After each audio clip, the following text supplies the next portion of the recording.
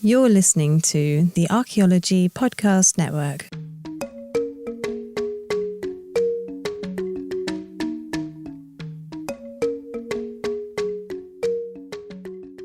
Welcome to episode 76 of a Life in Ruins podcast, where we investigate the careers of those living a life in ruins. I'm your host, Carlton Gover, and I am joined by my co-hosts, Connor Johnnon and David Howe. Tonight, we have the extreme pleasure of having Dr. Jesse Toone and Dr. Shane Miller return to the show to talk about a recent archaeological literary happening that has occurred in our field within the last week. For those that don't know or may not remember, Dr. Toone appeared on episode 50.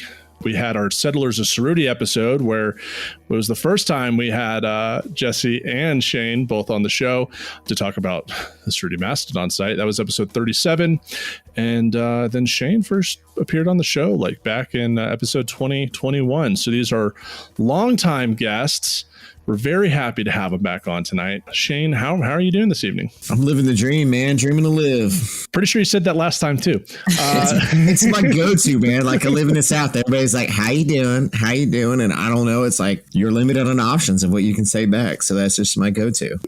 Fair enough. Well, representing Colorado, how are you doing today, Dr. Toone? Fantastic.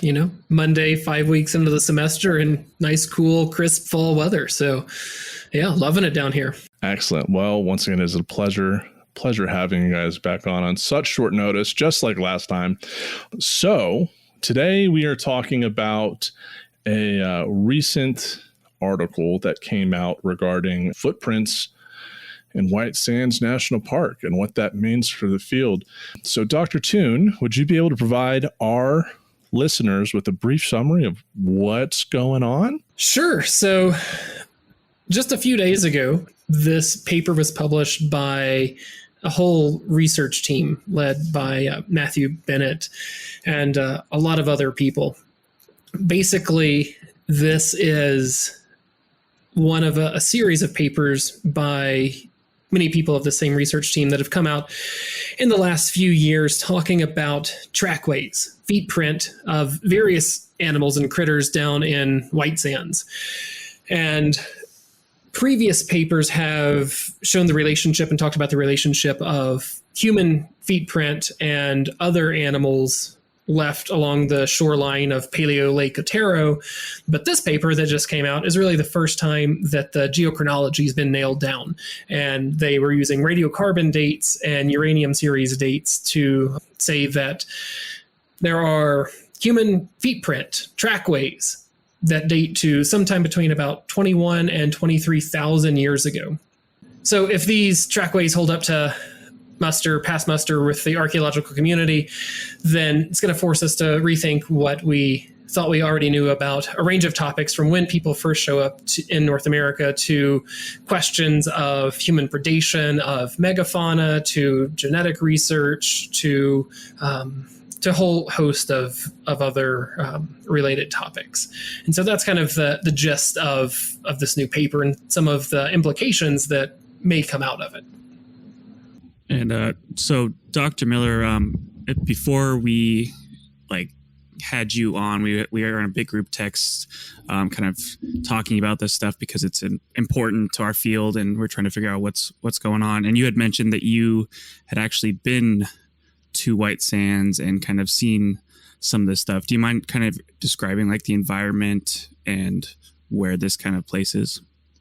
So when I was in grad school, I got to spend a couple summers as Vance Holliday's field assistant. So Vance Holliday is one of the co-authors of this piece. He's a geoarchaeologist, and he has this massive coring rig that he basically goes around the Southwest doing geoarchaeology for a whole bunch of folks, and then his own projects. And the area that he was getting really interested in was the Tularosa Basin around White Sands. So it was the first time going there with him. It was the first time I'd ever been there.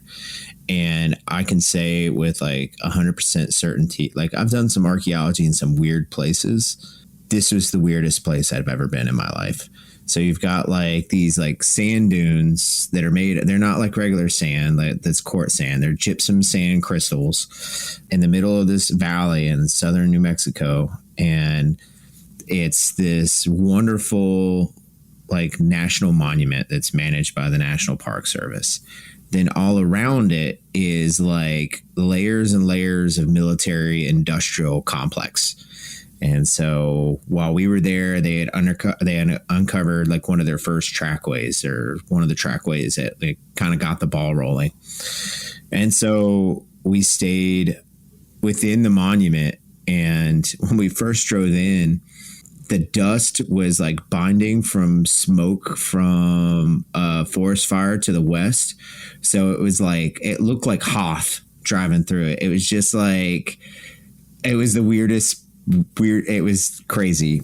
And then the next day we got up and we go and we see these trackways, and we have to go like out and around, not through like the main part of the park. We had to go around to the northern edge of the park.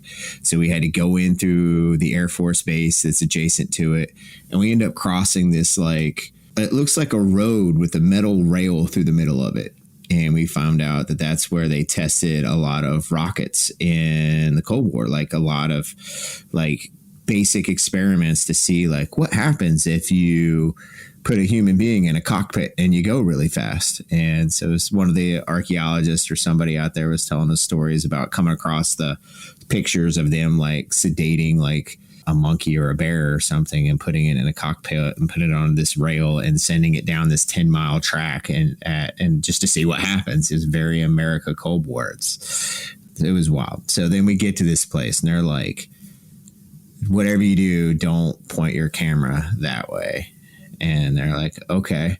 And it's like, for real, like Black Hawk helicopters will come down. Like that stuff over there don't exist. I'm like, all right. This is wild. And so we hike out there and they've got one of these trackways uncovered. And it was one of the first ones that they uncovered. It was like the neatest little landscape because you're right next to this paleo lake. So now it's like this a little bit wet, but not really like flat. Think like Salt Lake, kind of like flat next to it and you got the wind whipping across it, and on the eastern side of that lake, it's the wind's blowing so hard it's blowing the top of this substrate off, and it's leaving the reverse impressions of footprints. So it's like because they're more compressed, and so they're more resistant to being blown away, at least in this one area that I got to see. So you see like these little like, well, there's mammoth footprints, there's camelid footprints, and they had a trackway that they thought was human initially that turned out to be a sloth trackway, and that was what they were working on the time that I went out there. And then the next summer we went back and they had one of the trenches open that they mentioned in the article. And so Vance was like all excited about it because as a geoarchaeologist, there's nothing more exciting than a trench in the ground with nice stratigraphy. And he was just all about it. And so before long, it's like, you know, it's getting about noon in Arizona or New Mexico in like early June. And he's got me in there with like one of those things you use to like, I don't know, it's meant for like pounding posts in, but he was using it to pound OSL samples. So it was like, it's probably the closest I've ever felt to like being in an ant underneath a magnifying glass than in a completely white trench in the middle of the day in southern New Mexico. It was like the one time I looked at Vance and I was like, dude, I like 99.9% of the time I've had a blast doing stuff with you. This is the 0.1%. Like, this is miserable. But I don't know. It's like such a weird place. So of course it'd come up with like a weird site like this. Of course it would be there. It's the weirdest place. Of course. And so for our listeners, we're talking about specifically the report titled Evidence of Humans in North America During the Last Glacial Maximum by Bennett et al., 2021. So while we're talking about this, it's going to be helpful to have this up because we'll refer to figures throughout it. So going back to you, Dr. Toon, you mentioned in your brief synopsis of what's going on that this has the potential, if it holds up, to seriously changing our interpretations, our understanding of human migration into the Americas. So what is the date on these footprints, one, and how'd they get that date?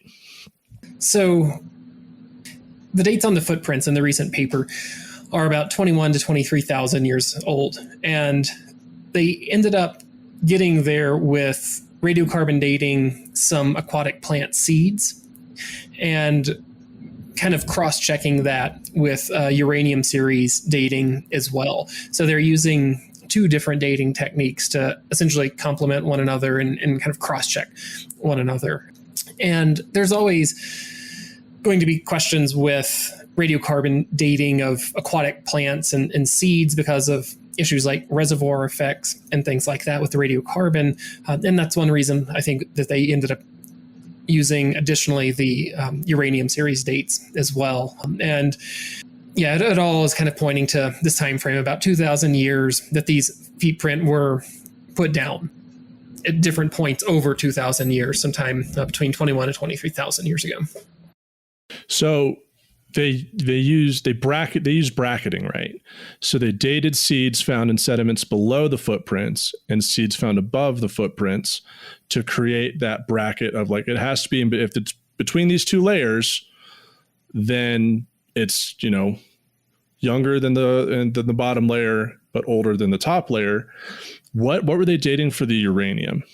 I think that's like directly on the gypsum grains, on the gypsum sand.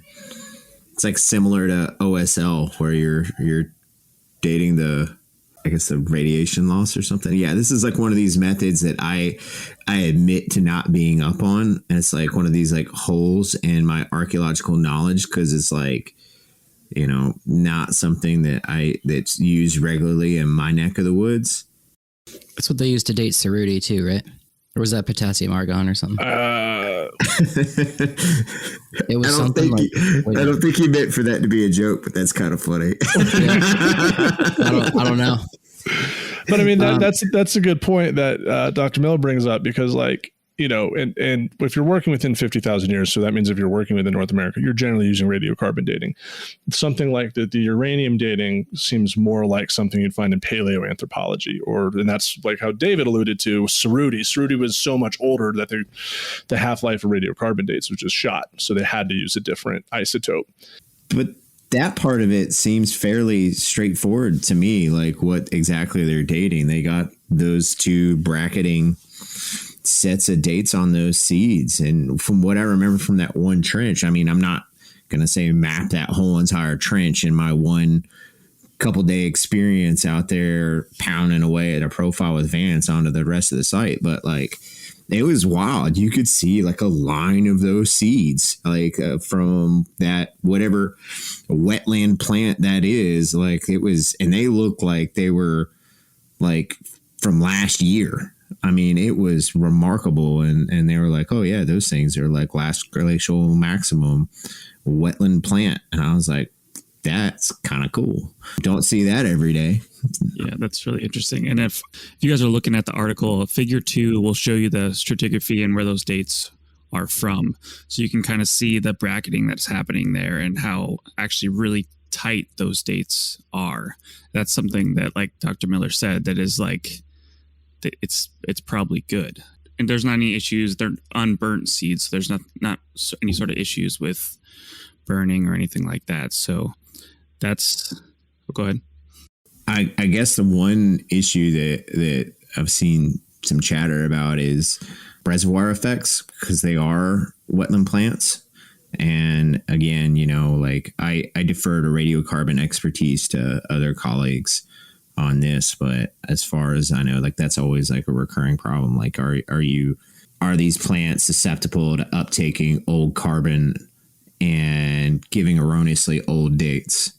So the brilliant thing that they did though was they had this uranium series set of dates that aren't organic material dependent, and they seem to converge. So they're like two independent lines of evidence. Like the only thing that I would have maybe done is maybe use two labs, radiocarbon labs. But like if you got U series and a radiocarbon sequence that all kind of converge in some ways, that might just be like a redundant waste of money too. I mean, you've got that part of it seems sound, and I have a hard time poking holes in that. What do you think? I've seen a number of people at radiocarbon labs really around the world talking about this over the last few days, and I think by and large most people are okay with the dates. That's refreshingly not one of the things that's going to be hotly debated about this particular site.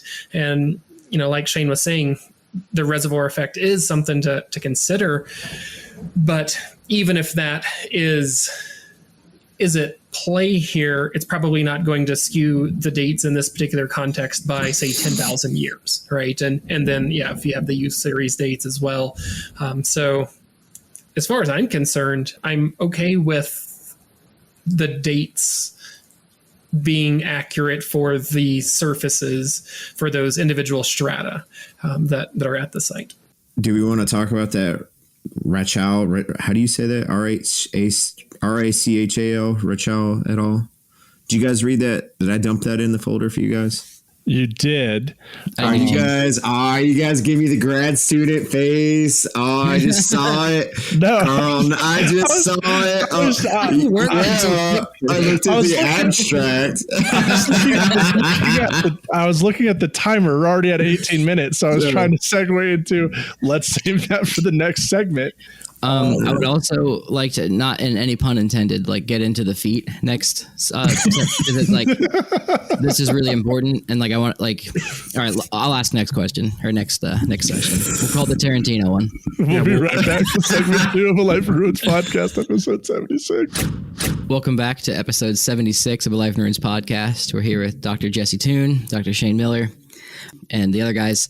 And we are going to talk about the feet and the footprints that are in the actual article, the feet at hand. No, they're not in hand. They're just feet. They're on legs. Actually, someone commented on one of my pages saying, we actually don't know if they were attached to, it's just feet. Like, were they attached to legs? And I thought that was really funny. That's deep. Yeah, we just know their feet. But anyway, Jesse, in the interim, we were talking about the different way they were presenting in the article. Can we talk about that? Sure. So the figure that I'm referring to is figure 1 in the 2021 article. And there's a lot going on, right? There are a number of pieces to this figure, but the most distinctive imprints of presumably human feet are in sections B and E of that first figure, number 1 there. And I've talked to a lot of people and they're like, wait, what is happening with these images? What am I looking at? And ultimately, these are impressions, right? They're impressions that have been excavated of the tracks. And so in spite of what maybe the shadowing looks like, these are not actually sticking up above the surface around to the edges of the feet, but they're actually imprints into the substrate that has been excavated out. Okay. So for laymen listening, if you haven't dug at an archaeological site, when you're peeling off these layers to get to these feet, would they have been already indented, or was it something we scooped out to get the indentation? Well, the feet would have created an indentation into the ground that in subsequent years would have filled up with sediment. And then once archaeologists found the outline of these individual little impressions that may be feet print, then the archaeologists went in and actually excavated the sediment back out of those impressions. Okay. So there is probability that some of the shape of the feet could have been pulled out a little too much. That explain the toes are weird, or? Yeah, I mean, that's always an issue with excavating features in archaeology, right? Whether it's a pit feature or a hearth or something like that, anytime that there's an impression or a hole in the ground that gets filled up with sediment, and then archaeologists come back hundreds or thousands of years later and dig out that sediment, it is definitely a delicate situation to only remove the sediment from the original impression into the ground, right? Yeah. And depending on the type of sediment, that can be made much more complicated, right? In a really hard, dense clay, it's a little bit easier, but in softer, sandier sediments, potentially at white sands, that job is going to be a lot more complicated. You're ultimately going to be removing, a couple of sand grains at a time until you get to the edge of what these impressions originally looked like. And how easy that is to determine is maybe a question at play here. Okay. Yeah. Because I would imagine most people looking at the news article, just glancing through, would just think there's footprints laying in the desert. So I just want to clear that up. So I guess we had talked about this. Seeing toes is weird in the scheme of like all of archaeology that we've seen so far. Having toe impressions is not something we normally see from Lake Tully, millions of years ago to more current stuff. Is that generally correct? Yeah, that's one of the things that really drew my attention to some of the figures in this 2021 paper to begin with were the toes, the level of detail in the toes. And there are a couple of different things that we could talk about there, right? Some of the impressions have 4, 5, or even 6 toes, which humans are known to have occasionally for various reasons. But while fossilized human feet print are one of the rarest things that exist in the archaeological record, this is not the first time that we've seen them, right? There are fossil human feet print going back at least 3.6 million years and, all the way up to a couple of thousand years ago. And they're spread out throughout the world, right? Everywhere from parts of Africa to all over Europe to all over the Americas. And in most of those cases, nearly all of those cases, we typically don't see the level of definition of detail as what shows up in these feet print that have just been published on. And, a lot of that has to do with the types of sediment that they're being imprinted into. But, think about our lives today. We go to the beach, we go to the lake, we're walking barefoot along a muddy shoreline or a sandy shoreline. Turn around and look at your feet print, right? Chances are you're probably sliding around a little bit. Sediment is stuck to the bottom of your feet as you're lifting them up, and it's falling back down into that impression. And so it's less of a factor of time that we don't see toes typically preserved, but more just, what our feet print are like whenever we're walking barefoot across some of these kind of surfaces. And that just stands out as unusual to me in this paper. So this isn't the first time these footprints have been published. There's another article by Bennett called Walking in Mud, Remarkable Pleistocene Human Trackways from White Sands National Park. This is in Coordinary Science Review 249. And Dr. Miller, you were talking about some discrepancies between the 2020 article, the footprints that are shown there, and then what we're seeing in the 2021 piece. I mean, discrepancies may be a hard word, but I'm trying to think of a good way of putting it. If I was rolling through this, I would definitely flag it for another look. Because when you go to this 2020 piece and you look at all their human footprints and that one, there are no, again, it feels so weird, especially, in David Ian Howe's presence to keep zeroing back around to the toes. But there's no toes in the footprints on the Bennett et al. 21 on the human toes. And, I was out there and, when you talk to those guys, this is not an easy thing to do. This is not an easy context to dig. So if you go to the 2020 article, you can see how faint the outlines are of the footprints and then the before and after the excavation. And this is hard to tease out. So a couple things there that I'm really just, things I would need to see before I'm fully sold that this is legit is a better, broader explanation for how they're uncovering these things, how they're delineating them, and then how they're excavating them and recording them to explain to me why in one article in 2020 there's nary a toe to be seen. And then the next year they put out an article that's got toes all over the place. Like what's so, and it's specifically the cover photo of track 4 is where all the toes are at. And it makes me feel so dumb even saying that sentence, like zeroing in on something as minute as the toes. But to me, it's enough to make me think if there's a problem, this is where the problem is. And it might be that this might be one of these situations in archaeology where we're still figuring out how to do this and trying to delineate and excavate a feature like this is actually really, really hard. And then telling it how different it might be from a regular old human footprint to, I don't know, another bipedal species around out there, like a sloth. They say it's easy because the adult sloth has like this claw that comes out that you can see that differentiates between a human foot and a sloth foot. But then again, when I was out there, they were convinced they had human footprints, and then they changed their mind and said they were sloth. So are you saying they vetoed their previous interpretation? Oh, God. Yeah. Oh. Well done, sir. That's good.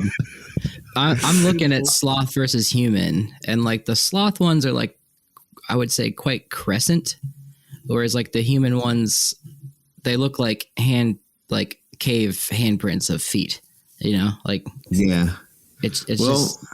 And then look at some of the other human prints that don't have the toes so well defined, and they are highly crescent shaped as well. Oh, okay. So, and just for clarification, the 2020 article did not mention dating. For them, that one was more centered on what footprint belongs to who between sloths, humans, the directionality of the footprints and what's going on.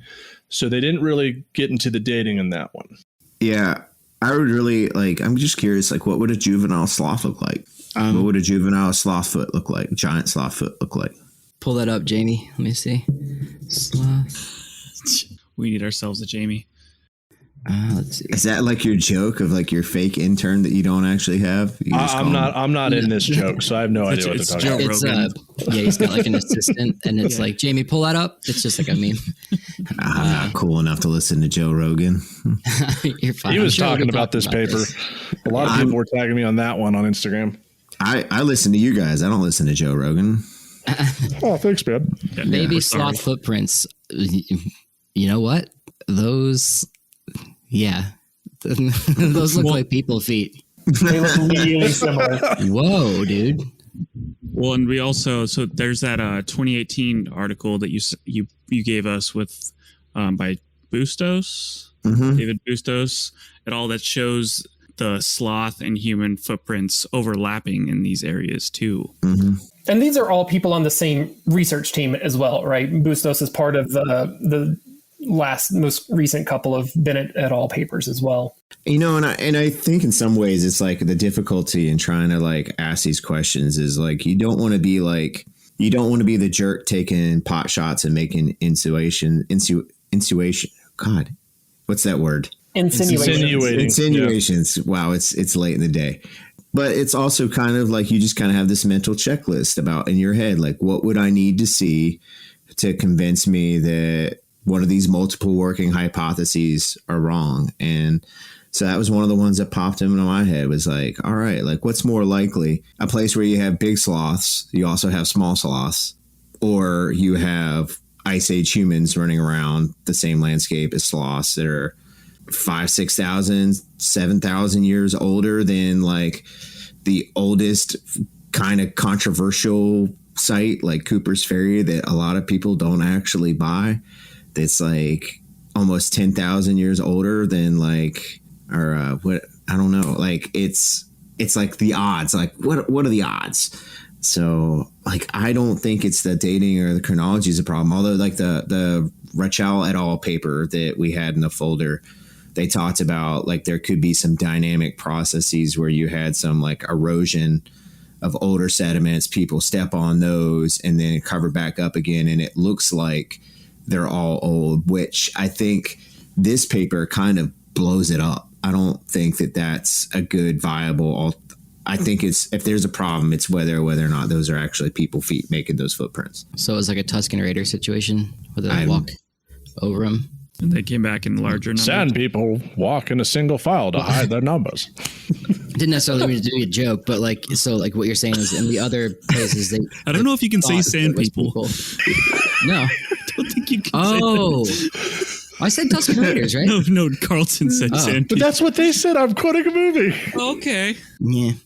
Anyway, so like walking over the footprints, I could see making different like impressions, but something I noticed in here is like there's 2 left feet and they're like right next to each other, 2 right feet. Are you talking about in the 2021 paper? Yeah, but it also could be 2 people like I don't know.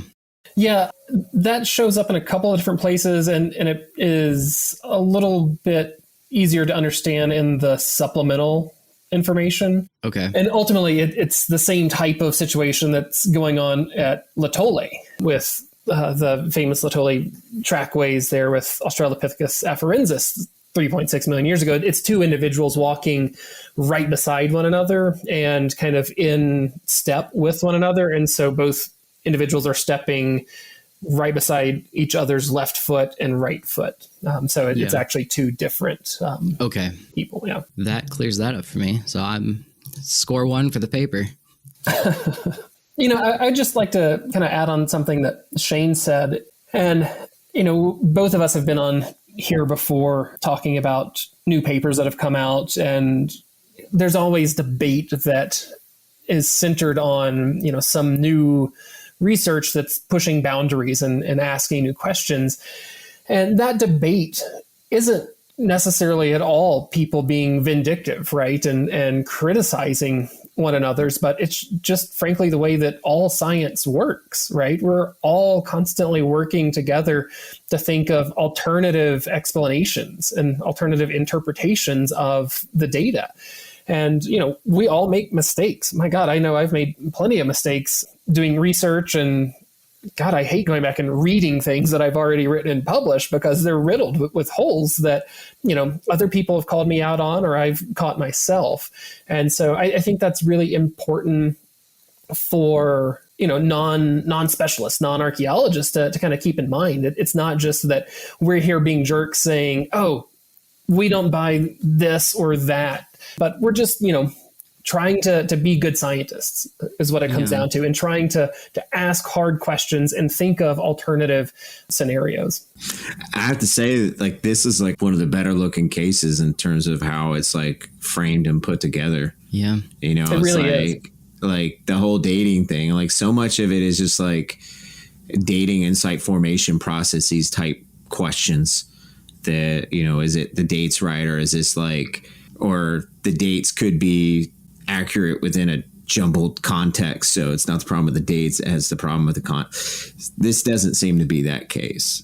This is much more of, are those really human toes or not? Like, is that really human feet or not? Yeah, it's really refreshing to be having one of these conversations and not talking about, is that an artifact or not? It is a new type of evidence and data compared to many of the other sites. Sorry, Shane, I think I cut you off there.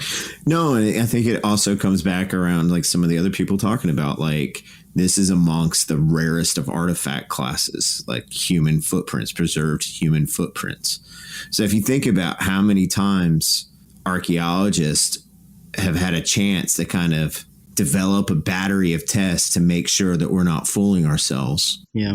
We have like limited shots on goal. And so like in this case, it's kind of interesting that it's not even really a team of like archaeologists per se. They're biologists and some other folks who are out doing like vertebrate paleontology type questions that stumbled onto some things that look like human footprints that are making the case. So they got a little better battery of knowledge, I guess, on how to handle this. But like human footprints, that's like the rarest of the rare. And it seems like the other thing that like I thought was kind of fascinating was the number of tracks that they were finding. They found the one where they were taunting the sloth in another paper that came out like a year or two ago. And then you got these trackways, and there's enough people walking back and forth across this landform. And Me and my colleague that I work with at the Cobb Institute, Derek Anderson, we were going back and forth about this. And it's like, at what point do you have enough footprints where you stop thinking of this as like, random footprints going across a pristine landscape and more like what you'd expect a crowded intersection to look like? Oh. And imagine a crowded intersection when you get that many people walking back and forth without the ethos of picking up after littering. Wouldn't you expect to find some other stuff out there too? Especially if supposedly a bunch of those footprints are juveniles. It's not just like walking around like from trying to get from point A to point B as quickly as you can. You're dragging your kids along with you. It's like at some point, how many footprints does it take before we start asking, where's the other stuff? There's got to be like a point where this, and I don't know if we're there yet. I don't know if they have enough footprints. I mean, they've got a lot, but they haven't uncovered a huge area. But at some point, don't you have to kind of be like, where's the rest of the stuff that we know people drag around behind them and leave all over regular archaeological sites that we don't have to like tilt our head and ask if that's an archaeological site or not? Let's get into that in the next segment because I got a few points on that. So that's what we'll do. We'll be right back with episode 76. Talk more about feet. And welcome back to episode 76 of Life in Ruins podcast. We're here with Dr. Jesse Toon, Dr. Shane Miller. Just real quick to start off this conversation. Can you imagine being David Bustos, the MPS park ranger who's in charge of this circus? Like, out of all the MPS positions, to be park ranger Bustos and to be involved with this must be like a federal agent's dream. You got someone else working on a missile silo in Wyoming, and then this guy's like, I have footprints, which you don't find anywhere else in the world. What do I do with this? Which I think is a testament to like all the articles that we were looking at, the amount of how interdisciplinary it is, the amount of authors they brought on, which is unlike the original Holland paper was just him and the other Holland.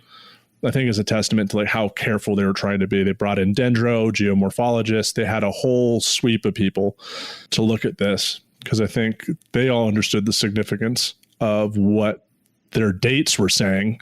I think that's how they brought in Vance. They were basically found out that Vance was looking at archaeology stuff around the park and Vance is looking at stuff on the park and made those connections. And they were like, yo, come look at this. And they independently came to the same conclusion that those sediments were the same age. I think that's the backstory. I could be wrong on that. But so, it's like a cool paper. I have my frustrations reading through this stuff, and I've got like a stack of like site reports from WPA days in the 1930s, TVA reports from the 1970s and 80s. And I grew up like reading those. Like that's how you report a site, and then trying to like tease out the information that I'm looking for in these like compressed high impact journals. And you got to like loop back to the supplemental material, and you have this other question, and it's actually in the supplemental material of 2 previous articles that they've written on. It is a little mind bending. It also makes me realize like this is how people can get off the rails and like reading COVID literature. There was something wildly out of their circle of competence and trying to understand the layers of detective work sometimes you have to do to find questions that should be in the article but are buried somewhere else because of page limits and word limits. For sure. I guess I want to ask you, Dr. Toon, so what would you want to see from this team in the future? What would be your focus if you were leading this research team? That's a really good question. And I think kind of like a number of us have already mentioned, this paper, these specific trackways offer some of the most intriguing and compelling support for a last glacial maximum or pre-LGM period human occupation of the Western Hemisphere. I definitely do not envy the research team on this project because they have very little data to go by, right? It's the sediment, plain and simple, and some organic material to date in it, but unlike most of these other early sites, there are not artifacts to talk about. They're just limited in the type of data to work with. I think we were talking about some of this during the last break, but after a while, there become enough tracks, enough individual feet print, but enough track ways that, we have to start asking questions about what does that tell us itself about the human behavior, right? It's one thing to say, okay, we got these purported feet prints that are really old. Cool, great. But what does that actually tell us about the people, right? As archaeologists, that's what we're interested in to begin with, the people, not about the artifacts or, the impressions of someone's foot. And so, where are these feet print coming from? Where are they going to, right? I don't think we're that far away from, and I know they've been doing some geophysical work already down in White Sands to identify buried stratigraphic layers with some of these tracks, both human and other animals. But, are we at the point technologically now that we can literally use some type of remote sensing equipment to trace out where these tracks are going and where they came from, right? If we can do that, then I think we're really close to resolving some of the questions about White Sands anyways. Where is the rest of the material, right? Where are the actual sites and the artifacts that are associated with the people who purportedly left these tracks behind? I think that would be a really interesting avenue of future research in White Sands. Yeah, had a lot of this question on, like, when I posted about this the other day, like this paper, my synopsis of it, the first pre-Clovis versus Clovis and whatnot. And I just kept saying to people, like, not that the pre-Clovis sites are always like wrong. They're just, Bob Kelly brought up a great point saying, like, you have this evidence with Clovis sites that, like, you can see that there's like over 10,000 Clovis points discovered in the Americas. And like, they leave a distinct signature. Their sites kind of form in a very similar way. They're Paleolithic people, or Mesolithic maybe, but like the data's patterned. Yeah, there you go. So it's consistent with each other. But with these pre-Clovis sites, we have like the, poop in the caves. We have seaweed at Monteverde.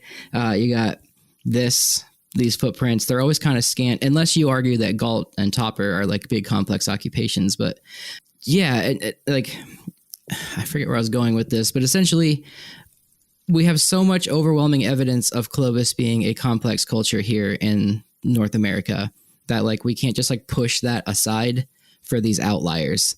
However, I think there's nothing wrong with saying that people were here before Clovis. It's just like Clovis is the first time it was like popping off here, maybe. I don't know, like, how I feel about it, but this paper is pretty compelling with that. But where are the stones, Stones and all of the other material, right? Yeah. Yeah. I mean, like, kind of going what David said, you don't find Clovis points on the other side of the Bering Strait. So if you have people coming in with Clovis points, where they're coming from, so it's, part of that whole idea of, we'll most likely never find the earliest expression, of a culture in general, because that's just statistics. And would we even recognize it if we did see the first, right? Exactly. Yeah. But yeah, with what Dr. Toon, you were saying, right? Like, where's everything else? Where are these people going? And more importantly, if we do accept that the dated footprints at like 22,000 years old are indeed human and not maybe a juvenile giant sloth sloshing around the swamp, possibly sloshed, how do you reconcile the 10,000 year gap? And that in, 8,000, if you're to accept Monteverde, that there's that, once again, gap in time. It's clearly not as great as Cerruti, which is, as we've discussed, fantastical in the legend sense, as in mystical, as in very creative, not as in, oh my God, it's real. Where is everybody? Yeah, and this is not the first time that this group has had this conversation, and we've all had this conversation outside of this group as well, right? And every time one of these, quote, early sites pops up, it doesn't fit any sort of pattern. And there's always gaps in time. And while that isn't necessarily something to point to and say, oh, well, it's not real because of that, but at a certain point, the dots have to start connecting into some kind of recognizable shape, right? I mean, we see patterns of human behavior, of dates, of archaeological sites in general around the world, going back throughout the entire Pleistocene. But for some reason in the Americas, we get back beyond 14,000 years and everything is unique and everything seems to be an outlier. Each individual site, is unique and doesn't seem to relate in any way to anything else. And there's always these thousands and tens of thousands of years of missing people right after the fact. And that's just something that we have to think about as a community, as an archaeological community, right? And what that means. If some of these early sites are legitimate and are real and stand the test of time, then why here in the Americas is it the only place in the world where we have these huge gaps in time? Yeah, that it's sparse is the word I often find myself using, because it's just, there's just gaps everywhere. I don't know how else to describe it.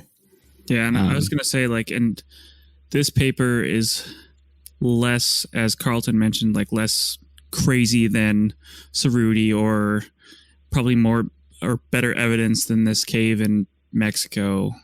But as you make these more fantastical claims on certain pieces of data, you have to have the burden of proof is on you to prove that, and then to continue that research to say, okay, this is established. I mean, it's not fair, obviously, but if you're going to say humans were here 200,000 years ago, you have a better argument for 26 or 23 than you have for 200,000. It's just math. It's just what we understand of the archaeological record. So it's, and like you guys had mentioned, this is kind of refreshing to see something that is plausible and they're trying to do their work. But I think it's going forward, I'm excited to see what comes out of this more than anything. Yeah, very much, right? I mean, I think at the end of the day, at least for me, I'm really interested in the site and what this team is doing and putting together and publishing. And I don't know, honestly, what to make of some of it, the definition of the toes and the morphology of some of the tracks and all of that. At the end of the day, right now, I'm just looking forward to the next bit of research to come out of this, to get more information, right? I mean, again, this is a science and we're always gathering more information to flesh out our interpretations more fully. And I'm more than happy to say, yeah, I was wrong. There's this new data set that, really holds up and, proves or does not, disprove this, this seemingly far-fetched hypothesis. And yeah, I'm just waiting for more information at this point because it's really intriguing. What about you, Dr. Miller? What are your thoughts? So it really makes me think about how we just approach these questions. And it really makes me think that we have some fundamental flaws. I had a friend of mine text me and he was like, he said he would find the standards of evidence that we operate by in Paleoindian archaeology to be stifling.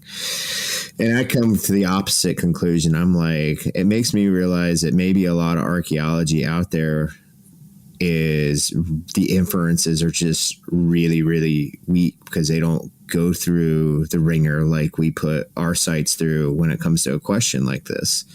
This is really the cutting edge of site formation theory and how do you find the earliest of something and how would you even know, or even the math behind that. And we keep running up against this problem to where the earliest of something and an outlier could essentially look like the same thing because we're trying to figure out whether a data point at the very, very, very end of the decay curve is legit or not. So it's not like looking at an outlier on a scatter plot or looking like an outlier in a normal distribution in stats. It's trying to find the outlier at a decay curve, and a false positive and the earliest of something could essentially look the same. And so whenever people are like, well, you'll never be happy, you're looking for this, and if we find this, well, then you're going to need that. Well, if you find this and this, well, then, you know, you guys are going to want this, this, and this. And it's a never ending circle. It's like the comments from, like, if you go back and read the dialogue between like Metacroft or Monteverde and why they stopped, they were like, I've already given you this, this, and this. You'll never be happy.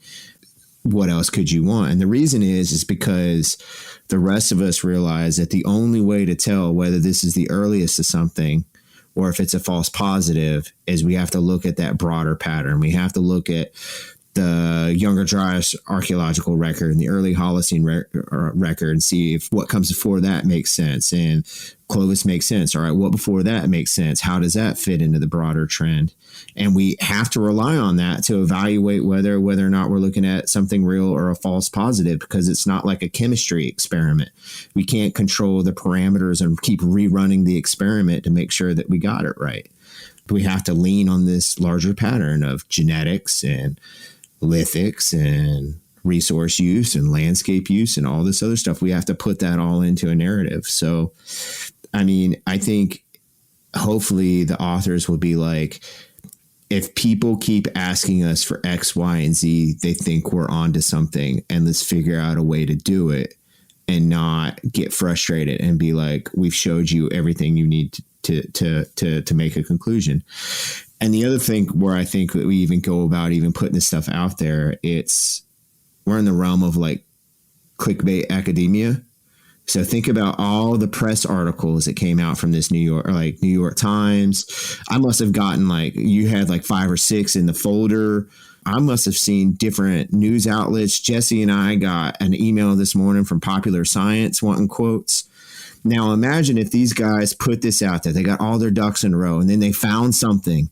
They found that one thing that said, "Ah, shit, this isn't what we think it is."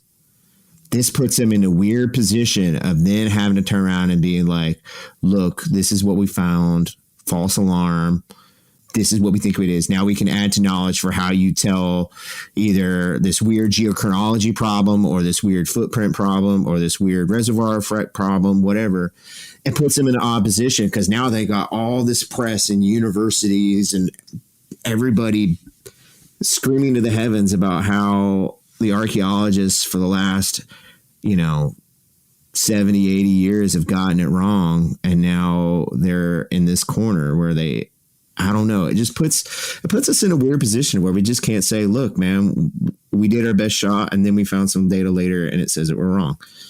Yeah. And, I'll add to that too, talking about what the earliest of anything looks like, right? And how difficult that is. And this is not unique to the Americas either. I mean, we spend a lot of time arguing and debating and discussing these things in the Americas, but we see very similar things playing out anytime we're talking about new land masses being occupied by humans for the first time, right? In Madagascar, in Australia, in parts of Northern Europe and Ireland, right? These places that, we have the ability today to go after those questions of when did people first show up here and what does it look like?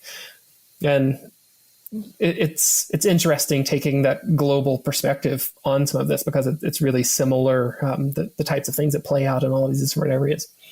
I just, one last thing I want to add is that it was wild that so many non-archaeologists brought this discovery up to me. Like all my friends who are not archaeologists, did you hear about that thing in White Sands? Did you hear about that thing in White Sands? And it's, as Dr. Miller said, I had to put the caveat there, okay, it says that, but this is a scientific discipline. We're going to keep trying to figure out what is happening there. But I can only have that conversation so many times. You can only have that conversation so many times to be like, This is the context of what is going on there. So which is why we're recording this, so we can tell people, go listen to our podcast so you can hear what we talk about it.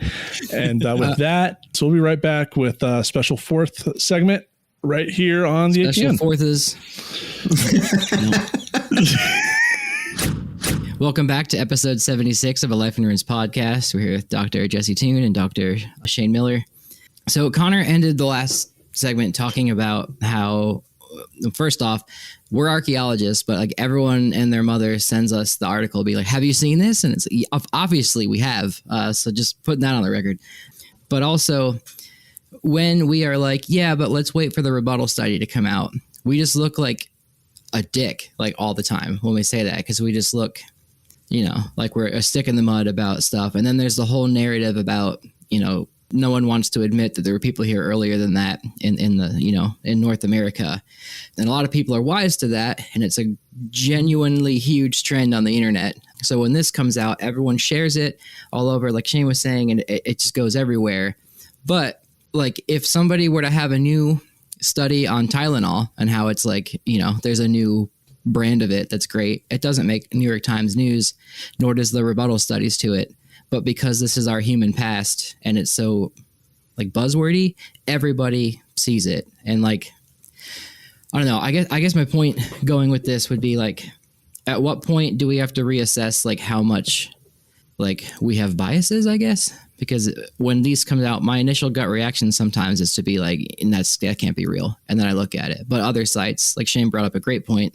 I've dug early archaic sites and been like, this is legit, but I don't like ever question it.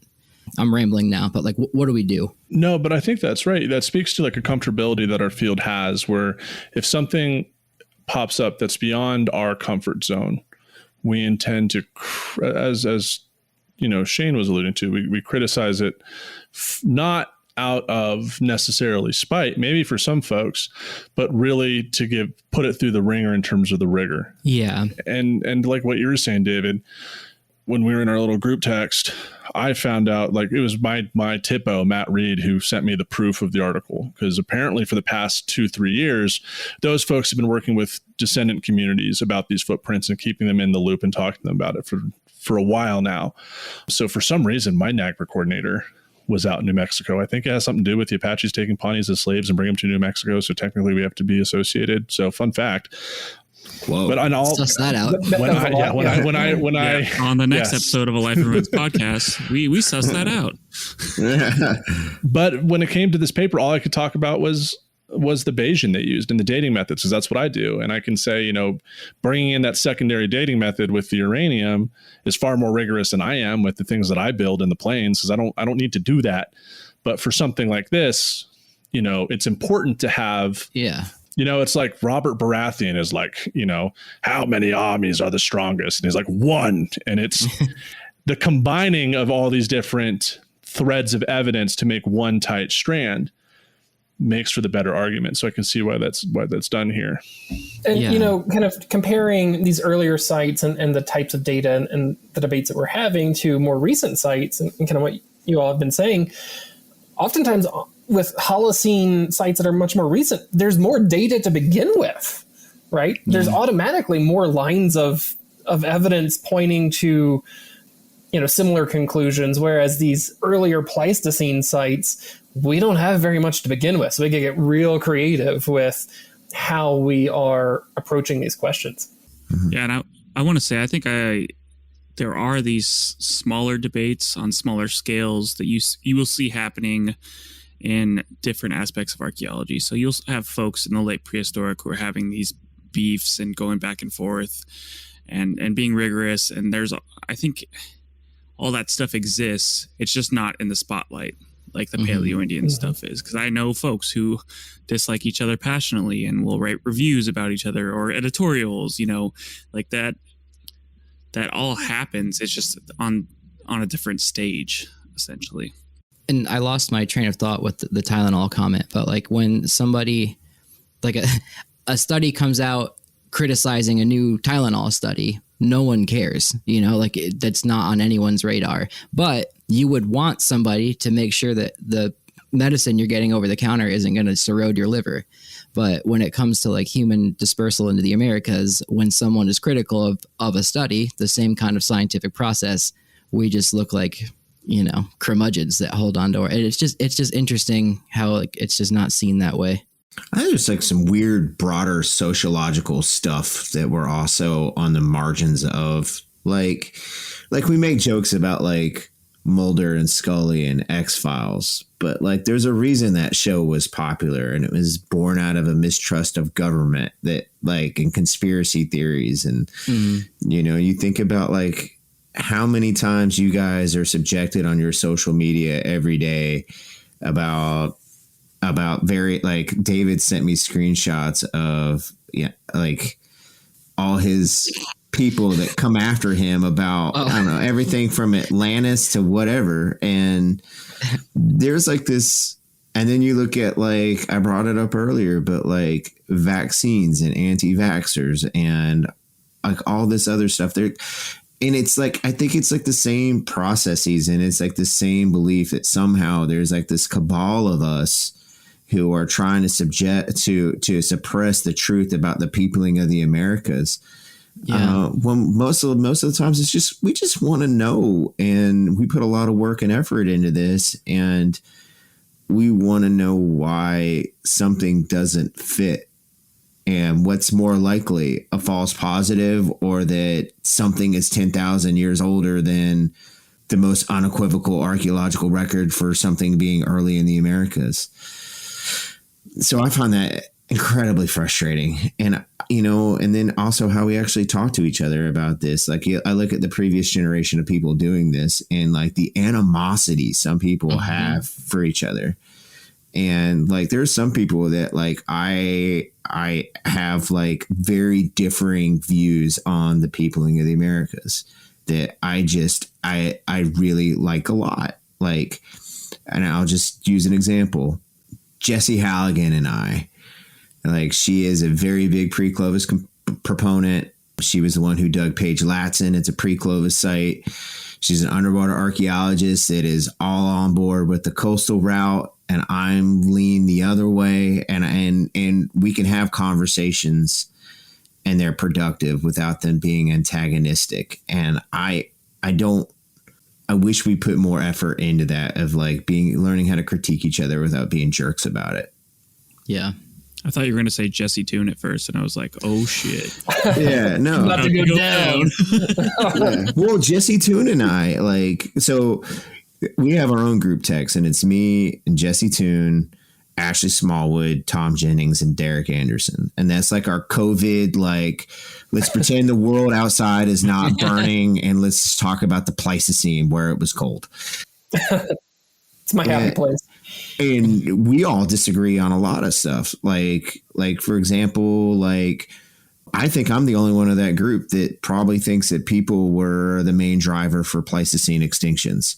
And yet we all have conversations about it, and there's stuff that comes up in that conversations maybe change my mind on some things. So I don't know, man. The art of constructive criticism and good-natured debate is lost in some ways, it feels like. But maybe it's making a comeback. Maybe our generation and the TikTokers are going to get better at this. Maybe it's just the boomers that ruined it, and like everything else, we're left to pick up the pieces. Something that I've always wanted to do, like, because I mean, we've talked about this before. Like, I don't do Paleo Indian. Like, I enjoy it because of my Wyoming roots. I'm familiar with it. I have no stake in this game. But something that I've noticed through doing the Indigenous archaeology thing is that, I mean, in general, there are not many Indigenous archaeologists in the field. We've talked about that. But something that I would have liked to see, because and this isn't criticizing my colleagues, when the sites come up, when we talk about pre-Clovis, there's this initial gravitation towards, well, we've always been here, and we start getting into Indigenous beliefs on place and origin. But with that, I would like to see more work on either by or with Indigenous folk on Pleistocene stories, because they do exist. Like I've talked about on this podcast, where we have Pawnee traditions and record traditions that talk about an age of monsters, a time of cold and dark and ice, and like pretty clearly the Pleistocene and Pleistocene megafauna and glaciers, like they exist. And it's just treating those oral traditions like you would any historic document. And I'd like to see a narrative with different nations across the country looking at those same stories to kind of figure out where everyone's at. Because I think when we do talk about peopling of the Americas or some of these old sites where they are, like it is important that there is we are, as anthropologists, talking about people, right? We're not talking about footprints in this episode. That's the evidence, but we're talking about people. People had to make those. The Clovis points, people had to make them and use them. And especially, and it's not just Paleo-Indian archaeology, but there is a lack, and it's definitely not on purpose. It's just the way things are. We don't consider those things. And so having like some database or volume of like, okay, what do Indigenous folk think, and how do we use this to help work being done? It doesn't just have to be Paleo-Indian, but through time and space, because these are the lived experiences of people. And we know, from stories like, what is it? Gilgamesh is the oldest written story, I think. In Western canon, I think, yeah. Yeah. So we do know that stories can persist through thousands of years and remain relatively unmodified. Because even from my perspective, I just know the Pawnee and Arikara thing. So I don't try to speak for anyone else on coastal hypothesis or anything else. I'm pretty firm and like, you know what? I'm pretty sure my ancestors 12,000 years ago probably did come through the ice-free corridor, because that's what we talk about. And we just get dumped onto the plains and we don't ever leave Nebraska. It's unfortunate. Here's my thoughts on that is just the logistics of it. And here's every person that I know that works for a tribe, whether they're working in the office or the TIPO themselves, they're tapped out. They're literally fifth gear going down the interstate at 120 miles an hour in a Honda Accord with their RPMs pegged out. Like they are doing everything they can to keep it on the road, right? With limited funding. It's not like they have unlimited resources, unlimited staff, and they're doing the best they can. And a lot of what they got to handle is Section 106 and Section 110 stuff. And so it's like, I call on the phone and I'll just name drop somebody out of the, like, if I call up, because I'm in Chickasaw country, right? Like this is, I'm like right at the boundary of the Chickasaw and Choctaw ancestral lands. I call up Karen Brunzo and I'm like, hey, Karen, I've got this Ice Age idea. You should be really stoked about it. You should get in on this. And she's going to be like, I've got way too much stuff to do right now to go on this flight of fancy. But if I'm like, yo, Karen, hey, I got a student who's interested in doing Southeastern archaeology. Where can we help you guys the most? Can you think of a project that would make your life easier? It's a lot easier for Karen to think of something and devote her time, her very limited, precious resource of time towards something. And I think it's just, maybe it's on us for not making those questions relatable and on the forefront of stuff that's going to be relevant to tribal groups. But also, man, it's just the reality, I think, of, man, just sometimes the things that we privilege as being the most interesting things that one could possibly study are not at the forefront of their needs at the time. So if it happens, it happens. If I get that phone call one time from Karen and she's like, hey, we're interested in Paleo-Indian stuff, I'm going to be so pumped. But I know the reality is most of the time when I call her, it's going to be like, for example, I got a student working on his proposal to look at historic sites that were probably overlooked or listed as historic sites that were probably Chickasaw homesteads pre-removal.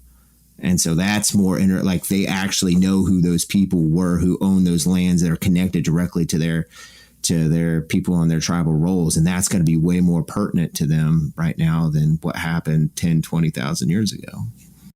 Carlton mentioned earlier, like how his Pawnee, ancestors moved across. They're not in the same place they used to be. So when I'll get comments on my Instagram, which is a fair point and criticism, like, what do you like? Why don't you ask what the Indigenous have to say? And like, I often like am guilty of making like, just Indigenous thought a monolith. But like when I want to present the alternative theory to the peopling of the Americas, how do I give the creation story of 100 and some different nations that are all different? Like you would get very tired of my account and unfollow me after like 30 of them. Yeah. So like, what do we do with that? Yeah, like Carlton, how do we solve this riddle, man? Like from like I'm not asking you to be like the spokesperson for all Indigenous America, but like for like just narrow it down, just the Pawnee and your experiences with their tribal organization, like. Yeah, no, I mean, and this is what I work with. I think what you talked about, hinted at, Shane, with collaboration. Working with an Indigenous community is a really, really good step, especially with like grad students and undergrads. I think that's excellent. Like, how can you help out? Help answer questions for tribes that they need. Karen is a listener of the show, and Karen is an absolute beast when it comes to archaeology and the work that she does. So huge shout out to Karen. We get into really quickly, in my experience, like tribal dynamics. And the folks, my TIPO, NACPR officer, Culture Resource Division director, they're elders. There's a cultural protocol that I have to follow a lot of times, and so much I can say, and so much I can do, even working within my own community. And that's the way I want it to be. I'm of service to them. And when it comes to talking about origins, to be frank, like, even though, I'd like to see Indigenous folks do it and synthesize all the traditions and see who says what. I don't think the relationship between archaeology and Indigenous communities is as strong as it needs to be in order for those conversations to happen, fundamentally, because you really do get into, when you, especially, and it's not just for Indigenous folks, right? Like if you talk to evangelical Christians or other groups who are very firm in their beliefs, no matter what the science says, it's not going to change their mind. So with that being said, it is a landmine even for Indigenous archaeologists and Indigenous peoples themselves working within the field to navigate. And what can we do? What I have seen out of this article and what we've talked about with the social media results and the talk is that there are people on social media, and tribes are coming out to talk about those origin stories on their own. It might not be like a full in-depth American antiquity article. It might just be a Facebook post, but like I can start already seeing what people are thinking about it and how it fits into their worldview, which is still cool to see in itself. I specifically work within the last 1,000 years to avoid these conversations, maybe later, but I'm sure you got your own landmines in the last 1,000 years that you got to navigate with oral history. I mean, try telling Lakotas they weren't always in South Dakota, because that's always a fun conversation. Oh boy. Yeah, and I think on that landmine, we might have to end this episode. Thank you so much, Dr. Toon and Dr. Miller, for coming back and chatting with us about this. I feel like we'll see you again in the next year when they drop another article, or someone else does too. So yeah, thank you so much for coming on. Happy to be here. Thanks for having us on. Yeah. And we'll take your guys' contact information from the last times you were on, as well as all the sources that we talked about will be found in the descriptions for everyone to follow along. And I guess we're going to stay tuned for maybe what happens next. Maybe we do find out these are juvenile sloth footprints. Stay Jesse tuned. Stay Jesse tuned. Jesse, what are your final thoughts for our listeners? Well, I probably said something similar to this last time, but it's kind of where I typically fall, taking a step back after these really fascinating and deep conversations with you all. But we're in the business of carefully balancing healthy skepticism with an open mind as we are pushing back dates and looking at questions of outliers versus the last data point on a decay curve. And we just have to kind of keep that in mind, right? That it's a balancing game between skepticism and open-mindedness. I think that's well said. I'm just going to loop back around to what I said earlier, and that archaeology is really, really young in terms of like how we know what we know about the past. It's ridiculously young.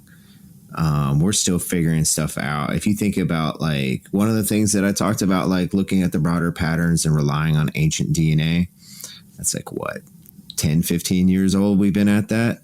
Most of our literature in geoarchaeology was really hit the mainstream about the time that I was born. You know, like Folsom was found about the time that my grandparents were born. So like we're still trying to figure this out. And this might be one of these examples of footprints and where we're still trying to figure out exactly how you actually lay out the body of evidence and create a good case that what you have is legit or not. And they might come out with an article the next time around or a follow-up or an answer to a critique that just puts the nail in the coffin, and they might have it and we're left at the drawing board. Or we might just find out that there might be alternative explanations. And that's okay too, because we're just all figuring it out with the best data set that we have at hand. And they're always going to be imperfect data sets. The happy little trees. It's also well said, Dr. Ross. Well, I guess there we can end it. Guys, please be sure to rate and review the podcast. This one was solid. I think this was, NPR worthy. So maybe not, but give us a review. Give just 1 star would be great. And yeah, follow us on the socials. All right. Well, on that note, let's post this episode to Instagram and we'll see you next week.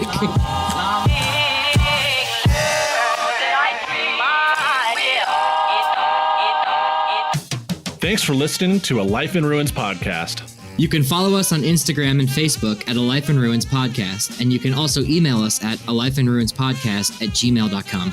And remember, make sure to bring your archaeologists in from the cold and feed them beer.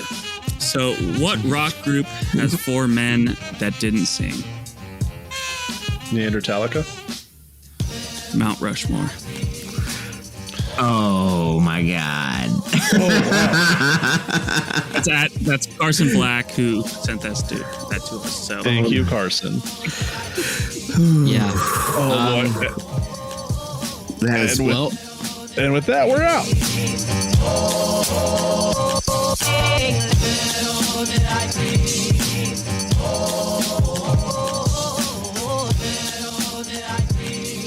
This episode was produced by Chris Webster from his RV Traveling America, Tristan Boyle in Scotland, and the Archaeology Podcast Network, and was edited by Chris Webster. This has been a presentation of the Archaeology Podcast Network. Visit us on the web for show notes and other podcasts at www.archpodnet.com. Contact us at chris@archaeologypodcastnetwork.com.